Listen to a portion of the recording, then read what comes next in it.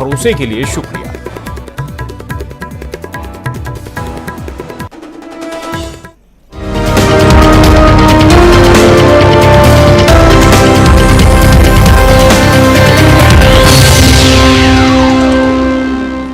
नमस्कार, खबर छत्तीसगढ़ देख रहे हैं आप और बुलेटिन की शुरुआत जशपुर से आई बड़ी खबर के साथ, जहां बगीचा एसडीओपी पर पिटाई का आरोप लगा है। जिला पंचायत सदस्य गेंद बिहारी सिंह ने पिटाई का आरोप लगाया है। दो पक्षों के विवाद में सामरबार गांव पहुंचे थे एसडीओपी शेर बहादुर सिंह। विवाद सुलझाने पहुंचे एसडीओपी और जिला पंचायत सदस्य में विवाद हो गया। जिला पंचायत सदस्य को गाड़ी में लेकर थाने गए एसडीओपी। संत गहिरा गुरु के पुत्र हैं जिला पंचायत सदस्य गेंद बिहारी सिंह। दीपक सिंह हमारे साथ जुड़े हैं और जानकारी के साथ। दीपक, ये आरोप अगर लगाए जा रहे हैं जिला पंचायत सदस्य के साथ अगर मारपीट हुई है तो मामला गंभीर है, क्या हकीकत है, क्या जानकारी है इस मामले में? और जी प्रशांत, मैं आपको बताऊं कि आज जो है बगीचा थाना क्षेत्र के सामरबार गांव में एसडीओपी शेर बहादुर सिंह किसी विवाद की बात को लेकर पहुंचे थे और वहां पर दो पक्षों के बीच विवाद की स्थिति थी और उसी बात को सुलझाने में पहुंचे थे। इसी दौरान जिला पंचायत सदस्य गेंद बिहारी सिंह भी वहां पर पहुंचे, जो कि गहिरा गुरु के पुत्र हैं और जिला पंचायत सदस्य भी हैं। और किसी बात को लेकर दोनों के बीच जो है आपसी कहासुनी हुई और विवाद बढ़ने के बाद जो है दोनों के बीच जो है झूमा झटकी की स्थिति बनी। और अब इसके बाद जो है विवाद के बाद जो एसडीओपी हैं उन्होंने जिला पंचायत सदस्य को अपनी गाड़ी में उनको थाने ले आया है। और जो जिला पंचायत सदस्य हैं उनका आरोप है कि उनके साथ मारपीट की गई है एसडीओपी के द्वारा और उनका कहना है कि उन्हें ब्लीडिंग भी हुई है मारपीट से।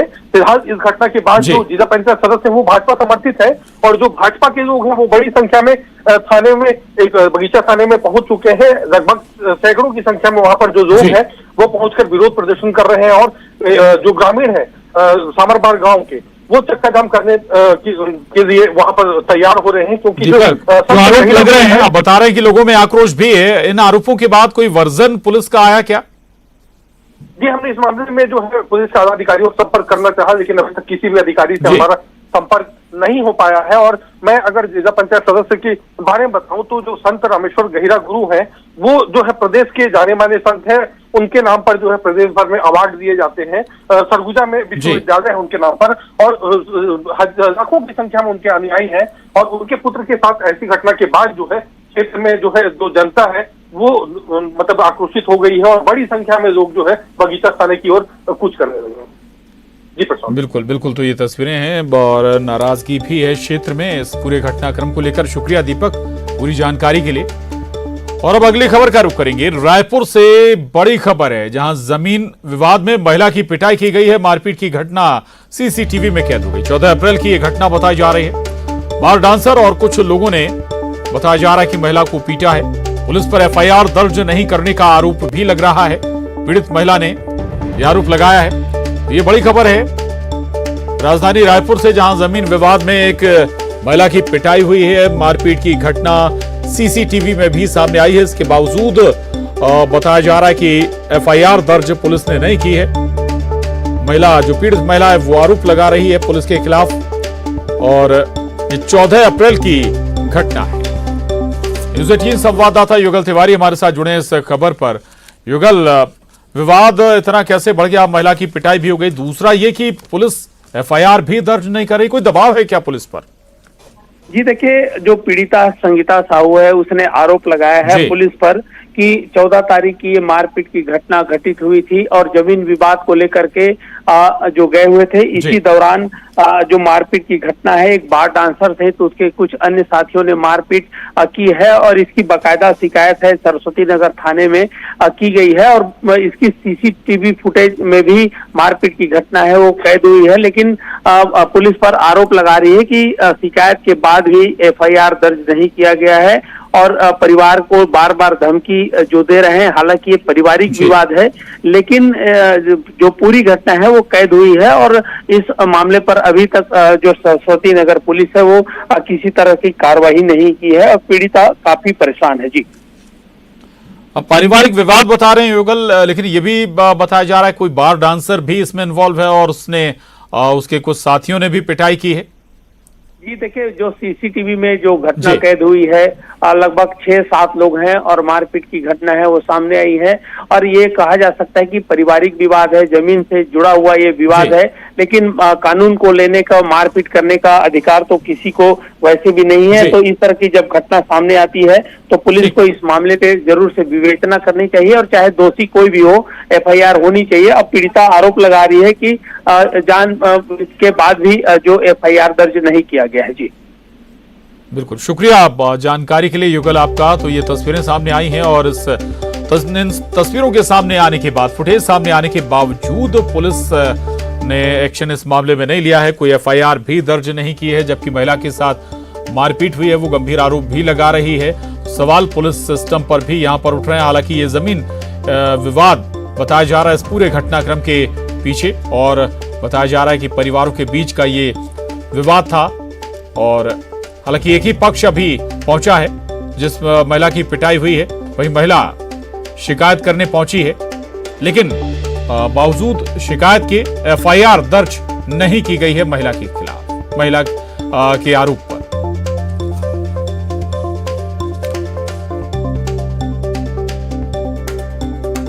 आगे बढ़ेंगे, रायपुर से बड़ी खबर है। रायपुर ग्रामीण विधानसभा में आज भेंट मुलाकात कार्यक्रम है। सीएम ने भेंट मुलाकात में विकास कार्यों की सौगात दी है। सीएम ने 1000 सीटर गारमेंट फैक्ट्री का भूमि पूजन भी किया है। 15 करोड़ रुपए की लागत से फैक्ट्री तैयार होगी और फैक्ट्री में 1000 महिलाओं को सीधे रोजगार मिलेगा। इसमें कटिंग, सिलाई, पैकेजिंग के लिए अलग अलग डिपार्टमेंट रहेंगे। और माना पुष्प वाटिका में जल प्रदाय योजना का भूमि पूजन भी मुख्यमंत्री भूपेश बघेल ने किया है। 44 करोड़ की जल प्रदाय योजना का भूमि पूजन किया। सीएम ने माना के नए कॉलेज का भी नामकरण किया है। प्रियदर्शनी कॉलेज, इस नए कॉलेज को नाम दिया गया है। जलावर्धन योजना की भूमि पूजन हुआ। लगभग 44 करोड़ 44 करोड़ का। पेयजल की समस्या खासकर हमारी बहनें हमेशा जूझती हैं और उस बात को ध्यान में रखते हुए सत्तू भैया ने के प्रयास से ये कार्य स्वीकृत हुआ है। उन्हें मैं बधाई देता हूँ, शुभकामना देता हूँ। और उन्हीं के प्रयास से बहुत, मुझसे तो हमेशा उनका अधिकार भी है, बड़े भाई भी हैं, और उन्होंने यहाँ कॉलेज के उन्होंने मांग। और ममता लांजेवार हमारे साथ जुड़ी हैं और जानकारी के साथ। ममता, ये दोहरी सौगात है मुख्यमंत्री भूपेश बघेल की। एक तो मूलभूत जरूरतें भी लोगों की पूरी होंगी, दूसरा रोजगार के लिहाज से भी बड़ा अनाउंसमेंट।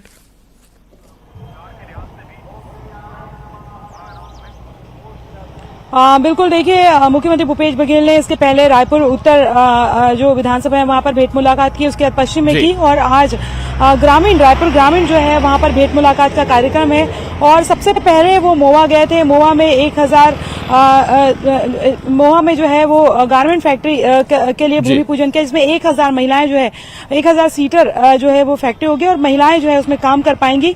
दूसरी बात अगर हम बात करें, उसके बाद में मोवा आए और मोवा में उसके बाद माना आए, और माना में 44 करोड़ रुपए की लागत से जो जल आवर्धन परियोजना योजना है उसका शुभारंभ उन्होंने किया। और इससे जो पूरा माना और आसपास के इलाकों में पीने का पानी की व्यवस्था जो है वो बेहतर तरीके से हो पाएगी। इसके बाद में उन्होंने यहाँ पर जो कॉलेज है उसका नाम प्रियदर्शनी इंदिरा गांधी कॉलेज नाम किया है। इसके बाद यहाँ पर वो बोरियाकुद मिनी स्टेडियम पहुंचेंगे, अभी शीतला माता मंदिर में पूजा कर रहे हैं, और यहाँ पर लोगों से भेंट मुलाकात करेंगे और उनसे बातचीत करेंगे कि जो सरकारी योजनाएं हैं उनका लाभ मिल रहा है, नहीं मिल रहा है, क्या और जरूरतें हैं, क्या ऐसी योजनाएं हैं जो और ज्यादा लाभप्रद हो सकती हैं। इन तमाम चीजों पर मुख्यमंत्री भूपेश बघेल बात करेंगे। और चुनावी साल है, अगले 6 महीनों में चुनाव होने वाला है, और यही वजह है कि ज्यादा से ज्यादा मुख्यमंत्री भूपेश बघेल लोगों से मुलाकात करना चाहते हैं, और इसके साथ ही जनप्रतिनिधि जो हैं उनकी फीडबैक भी लेंगे। जी बिल्कुल, सौगातों के साथ जनसंपर्क भी चल रहा है। शुक्रिया ममता पूरी जानकारी के लिए। आगे बढ़ेंगे, कोंडा गांव से बड़ी खबर है। नगरीय क्षेत्र के लोगों को जमीन का पट्टा मिला है। कोंडा गांव विधायक मोहन मरकाम ने लोगों को जमीन का पट्टा दिया है। राजीव गांधी आश्रय योजना के तहत ये पट्टे वितरण किए गए हैं। 105 पट्टा और 46 वन अधिकार पत्रों का वितरण किया गया है। जमीन का पट्टा मिलने से लोगों के चेहरे खिल उठे।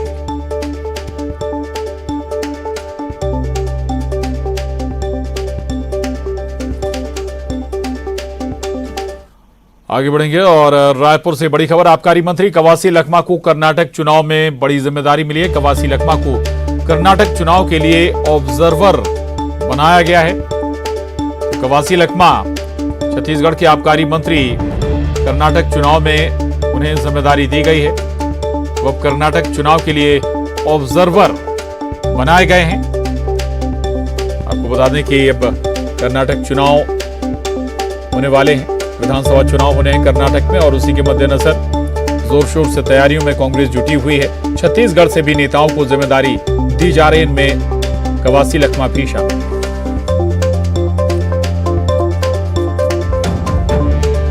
और प्रदेश में महिला उत्पीड़न को लेकर बीजेपी ने प्रदेश सरकार पर निशाना साधा है। बीजेपी ने आरोप लगाते हुए कहा कि प्रदेश में महिला उत्पीड़न के सारे रिकॉर्ड टूट गए हैं। थाने में रिपोर्ट तक नहीं लिखी जा रही है। बीजेपी के आरोप पर कांग्रेस ने पलटवार करते हुए कहा कि बीजेपी के शासनकाल से महिलाओं की स्थिति अभी बेहतर है।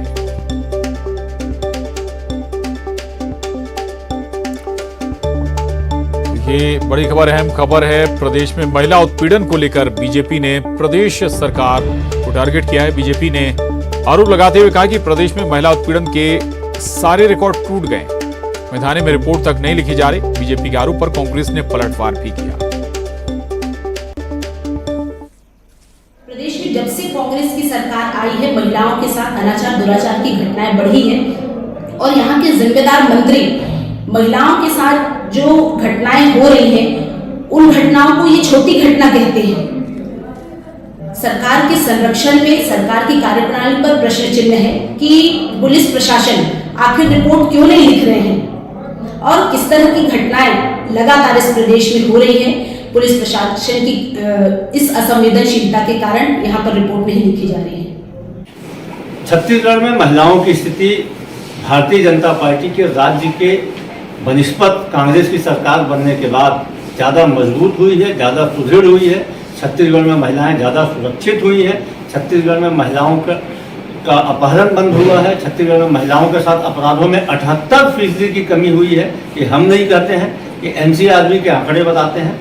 भारतीय जनता पार्टी के नेताओं को अध्ययन करना चाहिए और याद करना चाहिए कि किस प्रकार से यहाँ पे झलियामारी, अमाडोरा जैसे कांड होते थे, किस प्रकार से छत्तीसगढ़ से 27,000 से अधिक महिलाएं लापता हो गई थी। आज छत्तीसगढ़ में महिलाओं को जीवन जीने के लिए भयमुक्त, अपराध मुक्त वातावरण देने में भूपेश सरकार सफल हुई। और स्टील सिटी भिलाई में आज से शिव कथा की गंगा बहेगी। प्रसिद्ध कथावाचक प्रदीप मिश्रा भिलाई में शिव महापुराण की गंगा बहाएंगे। भिलाई पहुंचने पर जगह जगह पर प्रदीप मिश्रा का स्वागत हुआ है। सड़क के किनारे बड़ी संख्या में श्रद्धालु प्रदीप मिश्रा के स्वागत में खड़े रहे। भिलाई के जयंती मैदान में आयोजित शिव महापुराण कथा को सुनने के लिए भारी संख्या में लोग पंडाल में पहुंचे। भिलाई का जयंती मैदान शिवमय हो गया।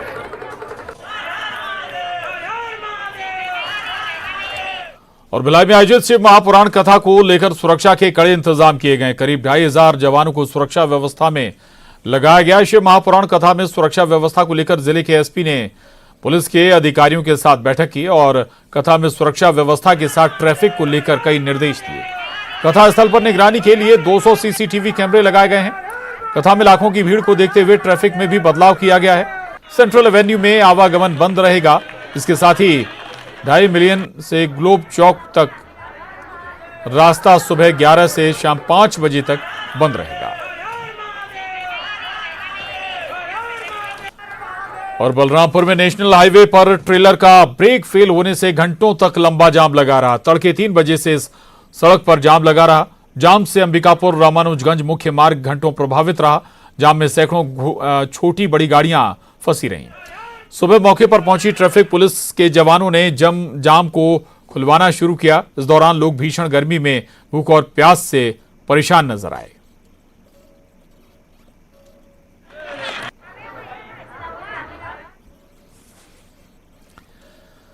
खबर कांकेर से। कांकेर में जाको राखे साइयां मार सके न कोई वाली कहावत चरितार्थ हुई जब यात्रियों से भरी बस लोहे के डिवाइडर पर चढ़ गई।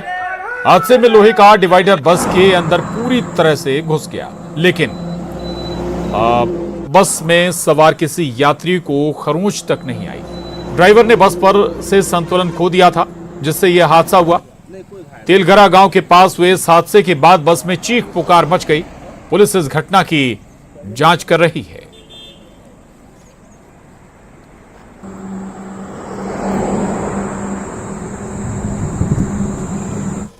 जगदलपुर की तरफ से आ रही थी, जगदलपुर की ओर जा रही थी, तभी तिलघरा के पास में जहाँ डिवाइडर है वहाँ पर तीव्र रफ्तार से चलाते हुए अचानक डिवाइडर के ऊपर चढ़ गई, जिससे डिवाइडर क्षतिग्रस्त हो गया है। इस संबंध में वरिष्ठ अधिकारियों को सूचित किया गया है। जनहानि की अभी तक वर्तमान तक कोई जानकारी नहीं चल दी गई है।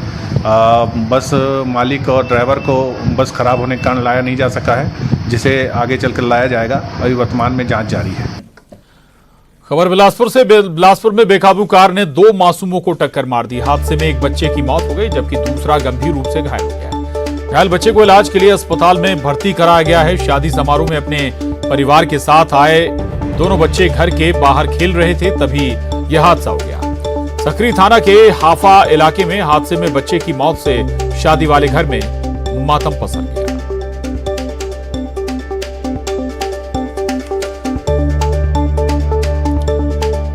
नक्सलगढ़ बस्तर के युवा विकास की नई कहानी गढ़ रहे हैं। बस्तर के रहने वाले आकाश राव ने यूपीएससी द्वारा आयोजित रक्षा मंत्रालय में director general of quality assurance department में असिस्टेंट इंजीनियर की परीक्षा पास कर न सिर्फ अपने माता पिता का नाम रोशन किया है, बल्कि पूरे बस्तर का नाम रोशन किया।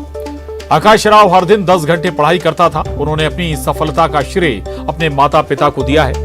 14 पदों के लिए आयोजित इस परीक्षा में आकाश राव ने 12वां स्थान हासिल किया। भगवान का शुक्रिया अदा करना चाहता हूं कि मैं यूपीएससी द्वारा आयोजित रक्षा मंत्रालय में director general of quality assurance में असिस्टेंट इंजीनियर की पद हासिल की है, जिसमें ऑल इंडिया में केवल 14 पोस्ट ही थे, जिसमें मैंने टॉप 12 में आके ये स्थान हासिल किया है। कितनी सफलता, कितनी मेहनत लगी, क्या क्या दिक्कतें आई आपको इस मुकाम तक पहुंचने में? सबसे पहले मैं बताना चाहूँगा कि इसके पहले मैं भी डीआरडीओ में रिसर्च फेलोशिप कर सका हूँ, तो वहाँ पे मैं डिफेंस फील्ड में था, तो मेरे को डिफेंस फील्ड में बहुत इंटरेस्ट होने लगा। तो मेरे को लगा कि मेरे को देश की सेवा के लिए एक अच्छा माध्यम है कि मैं डिफेंस सेक्टर में जाऊँ। तो वहाँ से मैंने देखा कि और क्या क्या एग्ज़ाम्स होते हैं इसके, तो मैंने यूपीएससी के थ्रू मुझे पता चला कि ये इस पोस्ट के लिए निकला, तो मैं इसके अकॉर्डिंग तैयारी करता और साथ ही साथ मैं स्टेट लेवल के भी एग्ज़ाम देते रहा। मैं आने वाले जो बच्चे तैयारी करें उनके बस यही कहना चाहता हूँ, अगर आप कोई भी एग्ज़ाम की तैयारी करो तो आपको सबसे पहले अपने ऊपर कॉन्फिडेंस होना चाहिए, सेल्फ बिलीफ होना चाहिए, और सबसे महत्वपूर्ण बात है कि डिसिप्लिन होना चाहिए। अगर आप डिसिप्लिन से हो तो हर कोई एग्ज़ाम आपसे निकल सकता है। लाइब्रेरी में इसका उदाहरण तो आकाश राव का, वो तो तपस्या जैसा है। रात को 2-2 ढाई बजे तक उनका सीटिंग रहता है बराबर। ये राउंड द क्लॉक खुली रहती है जी, 24/7 है। बच्चे अपनी सुविधा के हिसाब से, अपने टाइमिंग के हिसाब से आके जैसा सेट होता है वैसा आके अपना तैयारी करते हैं। और अब देखिए टॉप 20। आबकारी मंत्री कवासी लखमा को कर्नाटक चुनाव में मिली जिम्मेदारी। लखमा को बनाया गया कर्नाटक चुनाव के लिए ऑब्जर्वर।